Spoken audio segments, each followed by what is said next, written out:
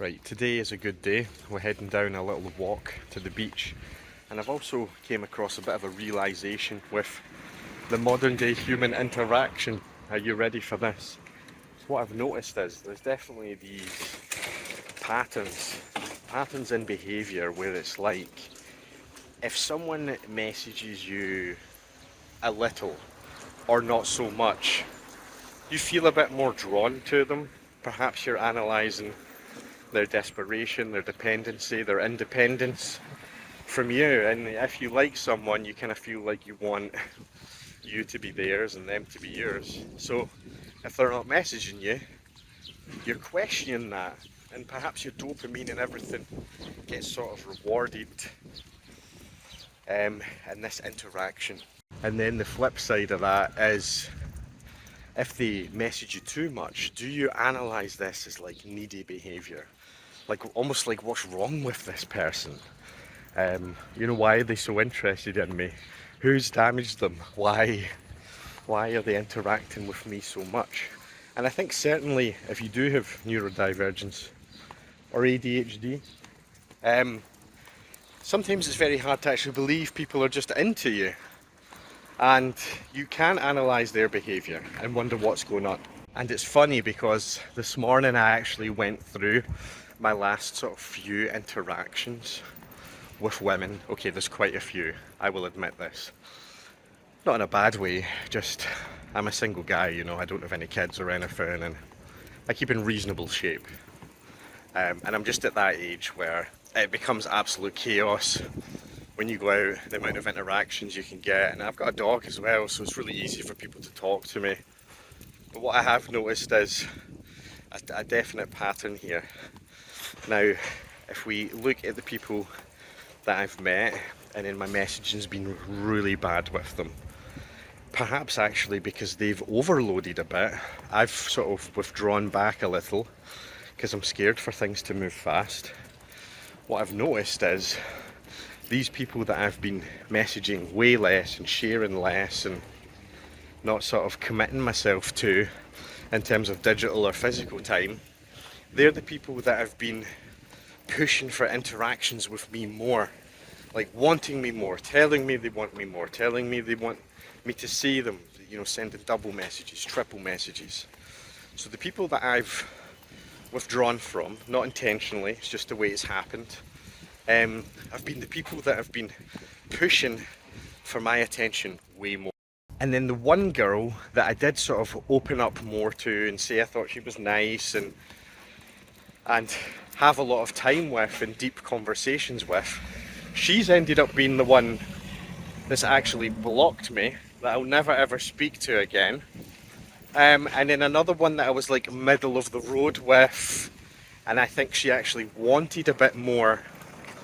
I think she wanted a bit more assurance as to how I actually felt by her.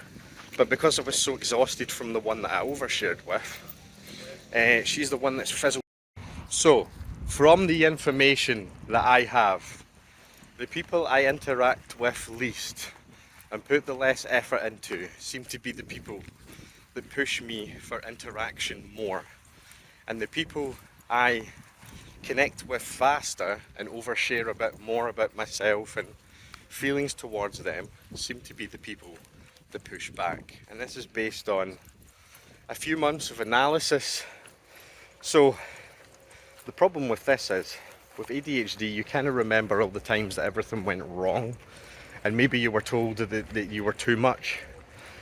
The issue with this is, if you do then meet someone in the future that is into you, you're going to remember about the time someone said that you were too much and you overshared and all of that sort of stuff, and then you're going to be a bit more withdrawn, and you can end up losing out in that person because you have not shared your feelings. And yeah, this can cause some problems. But guess what? There is a sort of common trend and common theme here.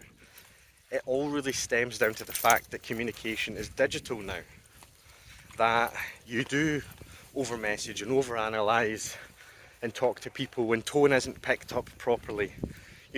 I've never actually had anyone reject me in a face-to-face situation. I feel like if I've kept it as a a physical relationship where you communicate more with them in real life. Those are the ones that have went better. Was the ones with the texting and the overanalyzing and your tone and the jokes. Those are the ones that end up going wrong. Whereas the people that I've prevented myself having this digital communication with, and it's been more of a, yeah, see you next Friday at the weekend, we'll hang out then. Those people have been the ones that it's worked out better.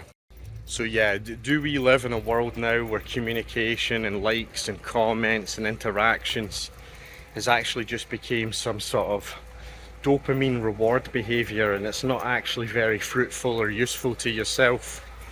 Perhaps people now just sort of want this as part of a daily task, and it actually counts and means for nothing. Because I think that if you're relying on people's messages and awaiting their texts coming through, that's actually more on you.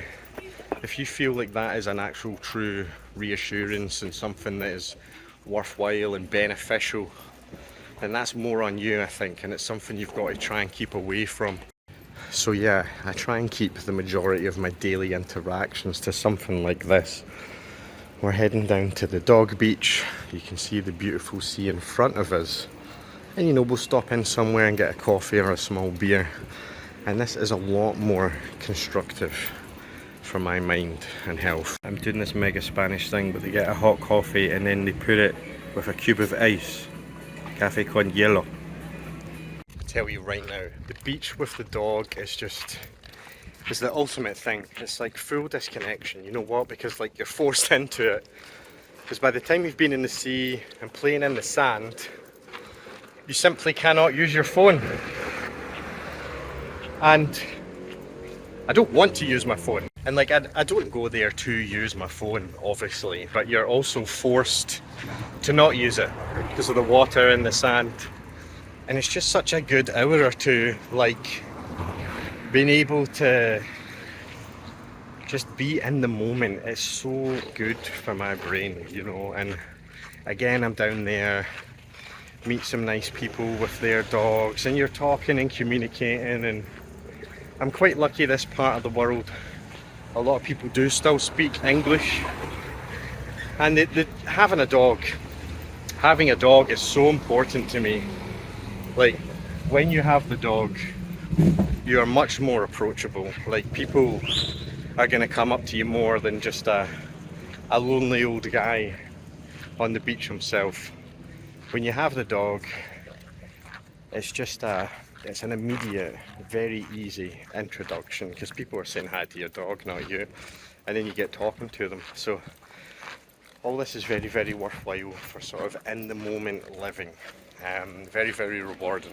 And really that's the internal battle I feel I have, keeping away from digital communication, which is a sort of fast, reward based, easy to do, sit back, relax type thing, and keep into a real life methodology around it, because it's way better for me.